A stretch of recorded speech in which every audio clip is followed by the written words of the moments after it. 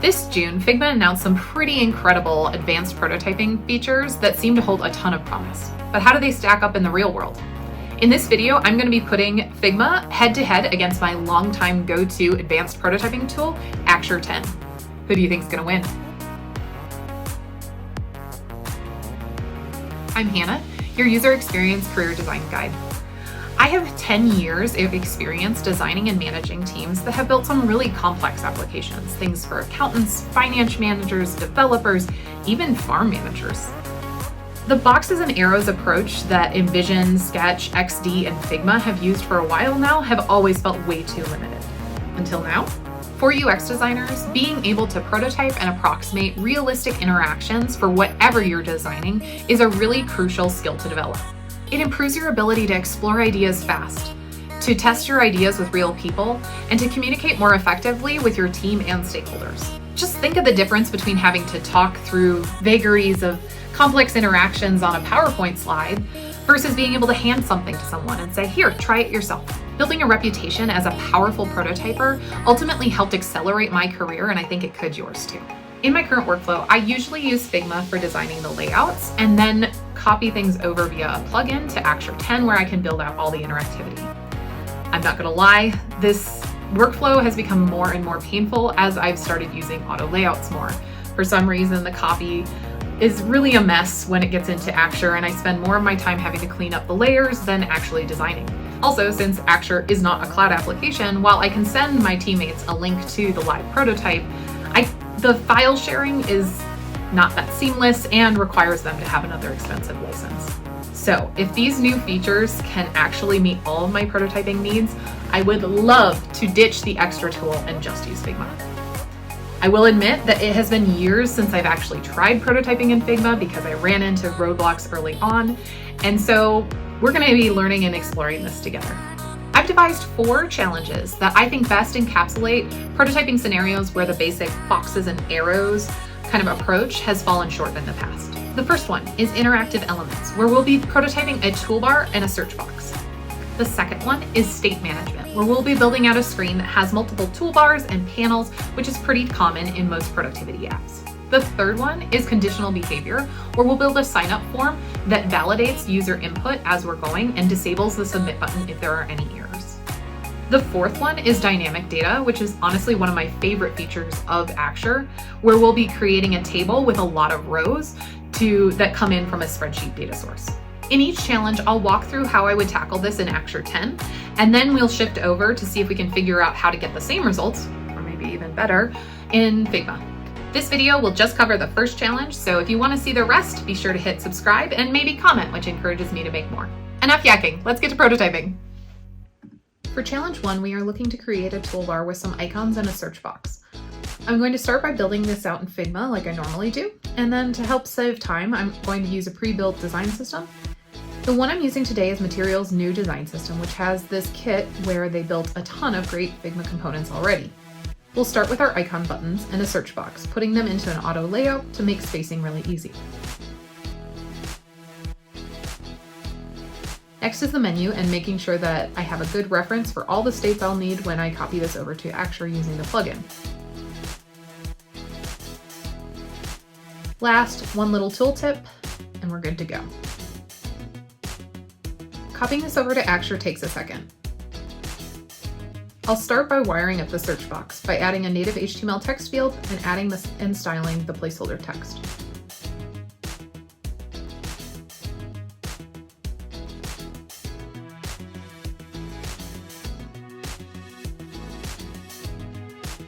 When I preview this, which Axure does in the browser with public links you can share, you can see that I can interact with this text field, type in it, clear it, etc. I can also have this trigger other things in the prototype, and I can dynamically change this text via some other interactions. Next, let's work on the various states of these buttons. The way these copy from Figma doesn't work great, but I can easily add a rectangle and then style these buttons how they should appear if they're hovered over, active, disabled on, and so on.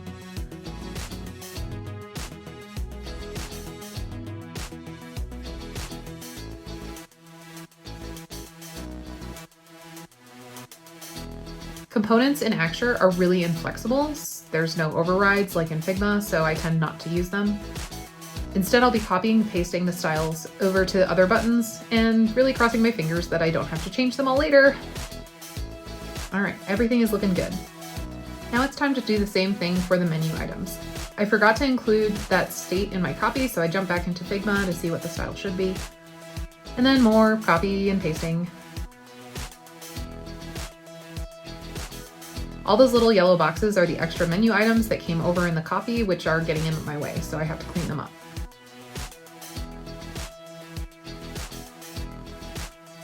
Now let's make this menu actually work. To do that, I'm going to use Axure's Interactions panel, which has every possible interaction you could ever want, from click to drag and drop, all sorts of stuff.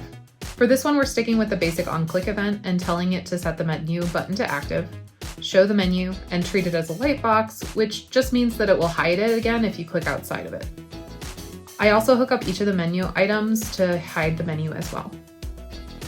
If I wanted to actually do something when a user clicked any of these, it would be really easy to add further logic to open up dialogues or perform other actions.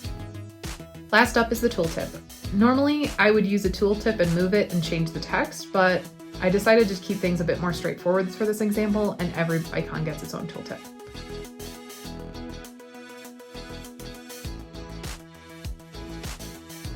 The downside to that is that I have to manually hook up each and every one rather than being able to paste the same interaction across all of them.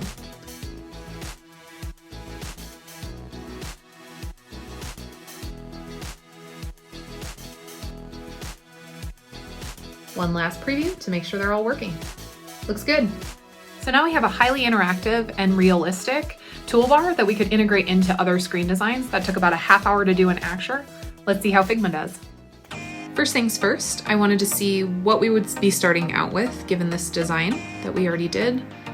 And I was delighted to find out that there was already some interactivity built into the components, it looked like. So looking at the component library, was able to see that there was a press and hover event already rigged up, where it looks like Figma has the ability to change a variant of a component given a certain interaction.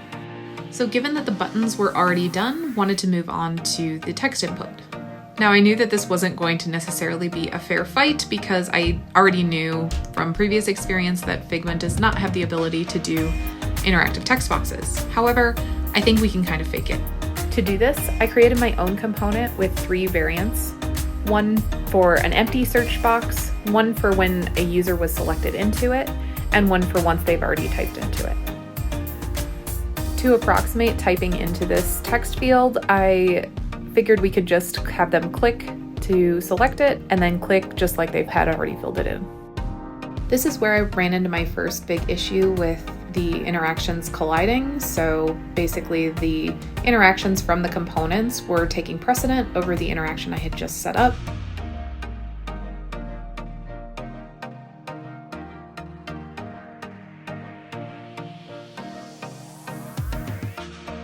To get around this, I ended up having to detach from the original component so that I could have a little bit more control over which interactions were actually taking place. This was a little bit unfortunate, but maybe in a setup where I actually owned the component library, this wouldn't have been such a big deal.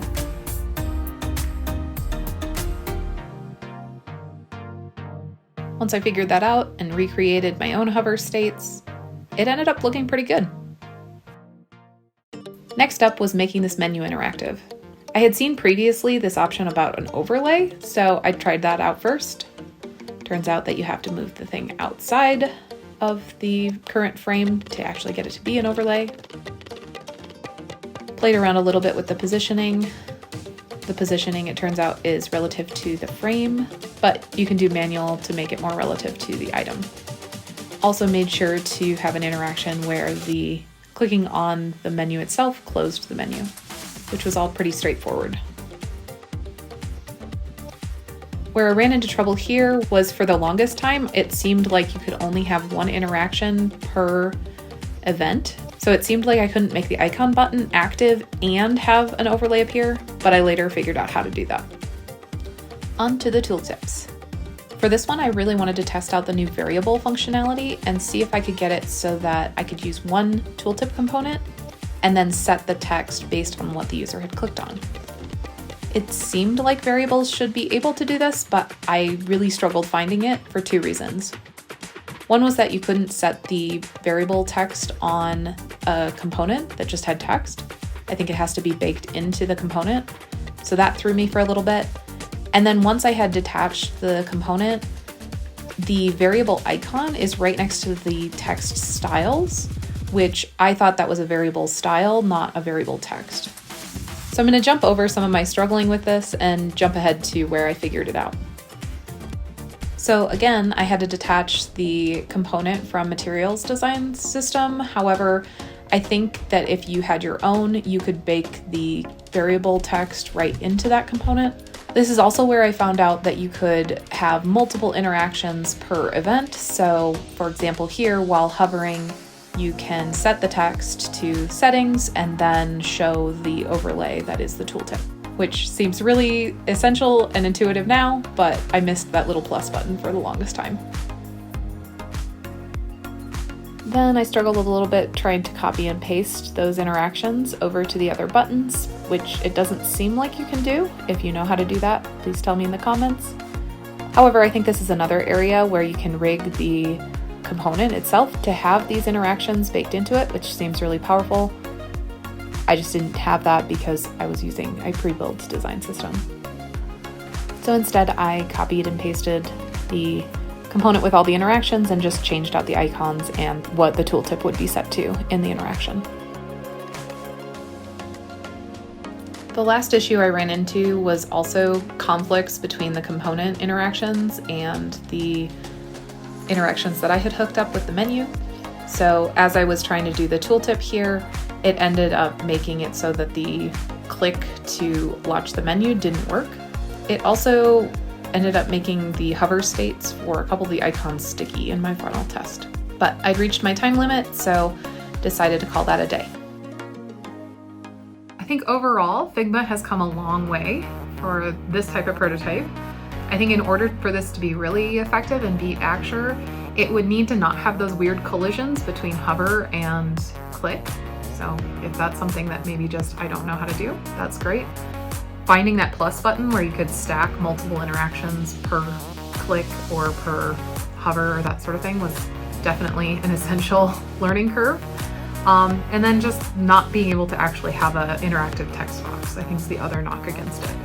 So for this challenge, I think Axure still wins, but not bad, Figma. Definitely see advantages to having all of those prototyping capabilities baked into a component in a shared library. That would be amazing. In conclusion, for challenge number 1, Axure is our winner, but Figma's getting close. Thanks for joining me and figuring this out. I hope you leave a comment below if this was helpful, or if you saw something that you're like, why is she doing it that way? Please teach me. I'd love to learn from you. And I'll see you for challenge number 2. Bye.